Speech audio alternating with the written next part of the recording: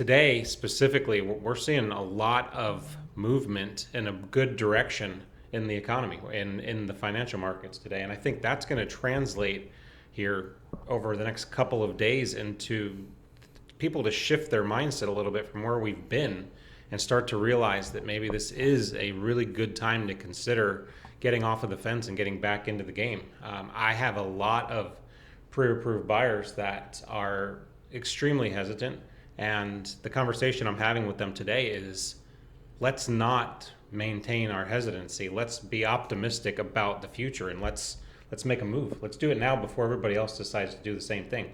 Let's be the front runners.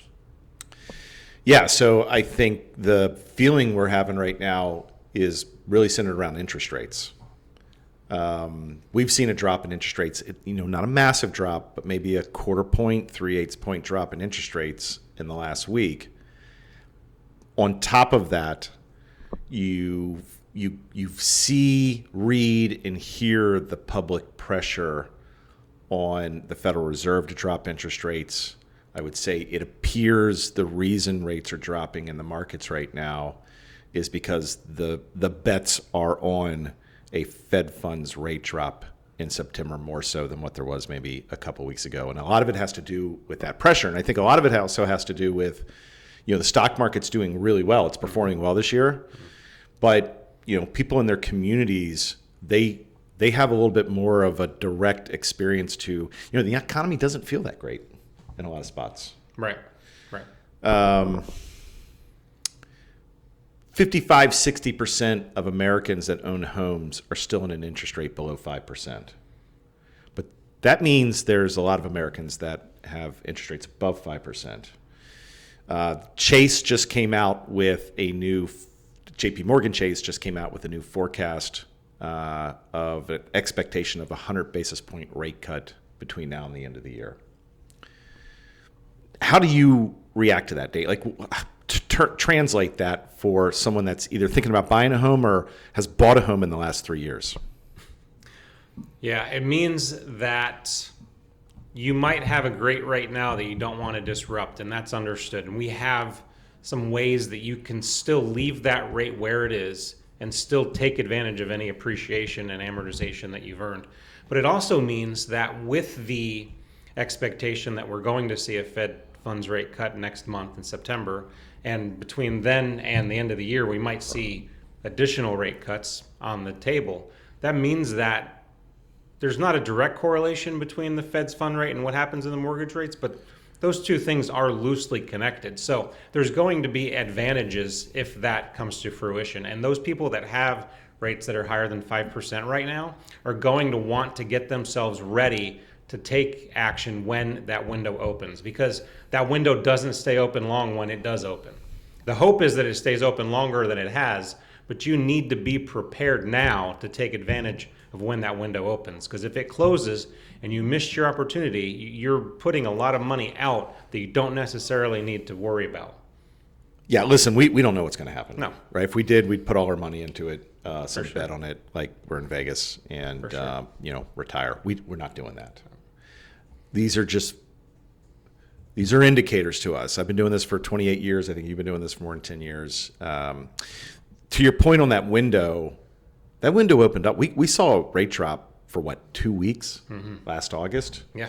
And then it went away. Yep. So that's a good point. Okay, let's talk to folks that have bought a home in the last 3 years, right? Their interest rates are above 5%. They're most people that bought homes and borrowed money in the last 3 years, they're probably up above 6.5%, some up above 7%, some even up above 7.5%. For sure. What's your advice to those homeowners right now?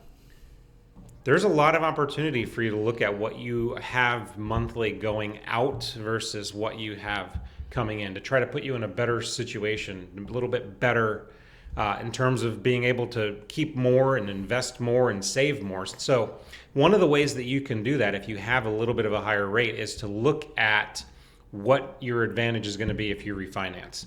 And what I mean by that is, what will that rate become if you were to take that loan back out 30 years?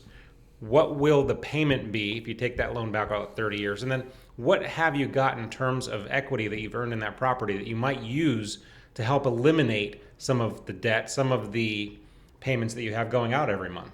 One thing that is a huge misconception in the market when I talk to anyone really about their credit card bills is that they make the minimum payments and that they're making some headway. The reality is a credit card, any revolving account, if you will, is a very high interest short-term mortgage.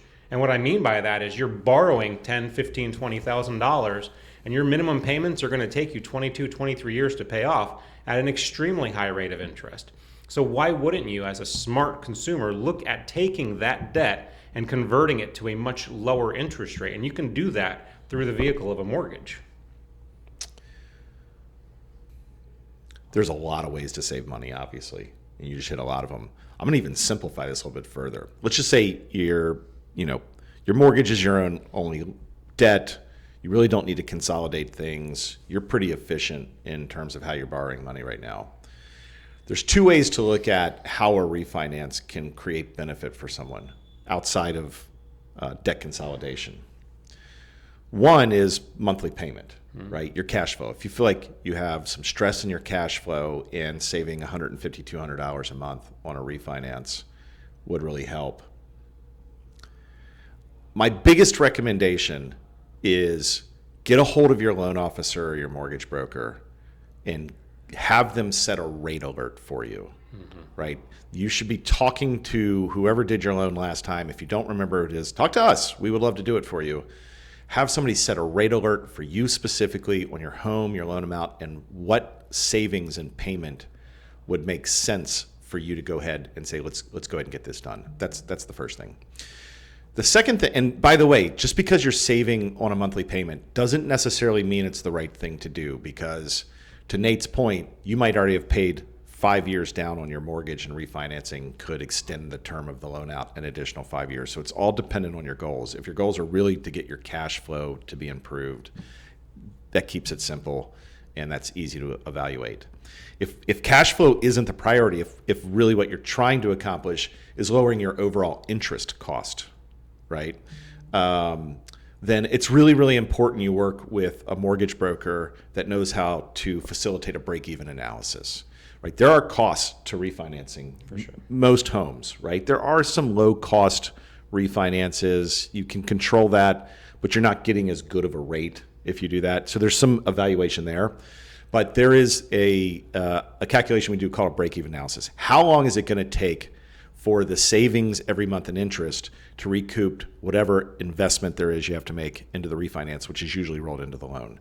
A good typical measurement is if you can get under a 2-year break even on a refinance and interest costs. I mean, the real question is, are you going to be in your house for more than 2 years? You're going to need the mortgage. Yeah, that's exactly what I was going to say. If you find that within 24 to, I'll even say 36 months, you're able to break even, and you know that this home is going to be where you're going to be for the next 5 to 7 years or longer, then you just need to decide if you're willing to do that. There's a big advantage in being able to save a little bit every month, because that every month becomes every couple years you're saving so much more money that you can put into other things that are going on. Maybe you just want to set aside money for investment in retirement. Maybe you want to just set aside money to have savings built up. Never know what's going to come. So if you can find a way to get there, then it's definitely something you should look at doing. So we talked about you already have a house, you're thinking about refinancing, is it worth it to you? Let's talk about potential home buyers right now. Somebody might be in the market to buy a house, right? If I hear this podcast today, I might think, let me wait, right? I might as well wait to see what rates happen, because I think these two idiots are telling me that interest rates are going to drop potentially here in the near future, which again, we don't know. We just have a feeling, and there's some small indicators. Would you wait? I wouldn't wait. The reason that I wouldn't wait is because when you wait, there's two things that are going to happen. The first thing is you're going to be losing amortization every month. And amortization is the amount that you've paid off, or the amount that you owe. Every month with every payment you make, you're reducing that amount. So that's the first reason I wouldn't wait, because then you're having to start that amortization back at zero, or back at the high end of it. And the second reason that I wouldn't wait is because everyone else that has the same mindset is also going to be waiting. And when the interest rates get to the point where there's enough interest in the market for people to get back in, you're going to end up paying considerably more for that house because you've got to outbid the next guy that also was looking at that house. So right now is a good time to look at buying that house because you're going to still get the lower rates that we do have right now. You're going to be able to take advantage of the amortization that you're going to gain in the short term, and you're going to also gain from any appreciation or equity that you've earned over that period of time. So there's enough compelling reasons why acting now makes better sense than waiting until later. Yeah, I would say everybody has to make their own decision on this. I don't think it's so obvious that if you need to buy a home that, oh man, these guys are saying I'm probably going to get a lower rate in another month or two. Let me get the lower rate.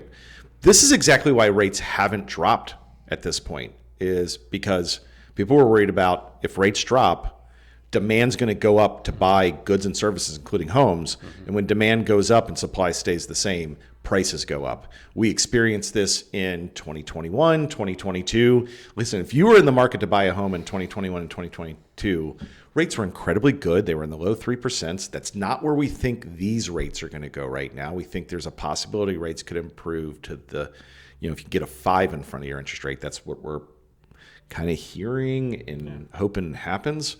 But 2021 and 2022, people were making offers on homes, and there was 50 offers that a seller had in front of them, and homes were selling for $20,000, $30,000, $40,000, $50,000 more than what they were listed for. And we really don't want to get back to that market. There is a possibility if rates drop. There's a lot of people that have been sitting on the sideline as homeowners because they've got sub 5% interest rates. They don't want to sell their house because their interest is really low. But if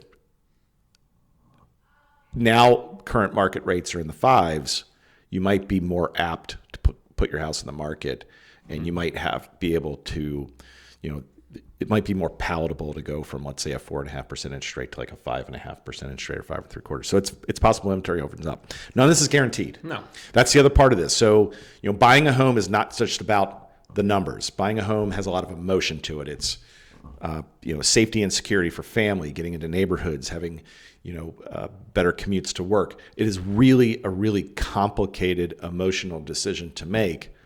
Rates are a very big part of it, but they're not the only part. Agreed.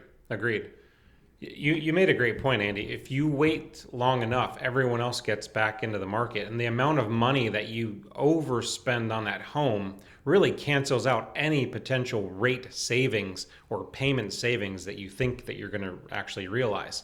If you look at what the difference in an interest rate on a set loan is between 1/8 of a percent, 1/4 of a percent, the amount of money that's different there is very small when you compare that to getting that 1/8 of a percent or that 1/4% better rate, but now you're financing $10,000, $20,000, $30,000 more. There really isn't any savings at all. And again, you're prolonging that period of time that you're going to pay back, and you still owe 100% of that principal at that point. Nate, thank you.